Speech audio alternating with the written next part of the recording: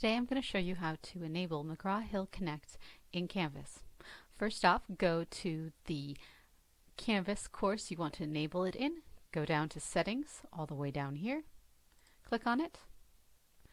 Then in the tabs up top, go over to Navigation. Click on Navigation. That will bring up this list. Scroll down till you see McGraw-Hill Connect in the items that are hidden from students currently. For me, it's all the way down here at the bottom. Click the three dots next to it and click Enable. Now it is in the space that will be viewable to students. However, it'll be at the bottom of the list, so we need to pull it. So click, drag, drop it within the top 5 items so that students will be able to find it easily. Make sure to scroll all the way to the bottom now and hit Save before moving on. Now that we've hit Save, McGraw-Hill Connect will be shown in the order that we set it. Now let's go over and link our Canvas course to McGraw-Hill Connect. So let's click McGraw-Hill Connect and begin. Hit Continue and then sign in using your Connect password and email address. If you have not made one yet, go through the steps of registering for a Connect account. It'll probably send you an email where you have to verify, so go through all of that whole rigmarole.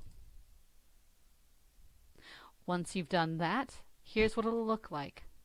Your options for setting up your Connect course, you have 2 of them. One of them is to make a new Connect course. This is for instructors who have not made a Connect course before, or if you made an old one, you'll be able to select from your old versions.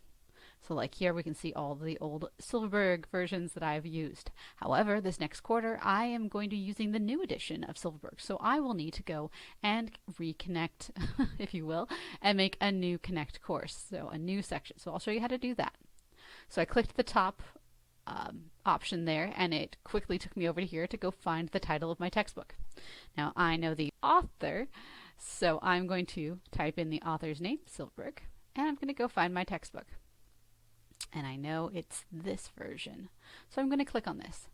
However, if you're wondering which version you have, notice that the ISBNs are shown very small below each of these, and you can zoom in on your page to find which one it is. And make sure to always check with the bookstore for which one it is, because if you click the wrong book and pair with the wrong book, your students' access codes will not work. So make sure you always verify this step. It's very important before moving on. So I know it's this one. So now I can set up my Connect course. Give it a course name, like 162 9th edition. Sounds about good.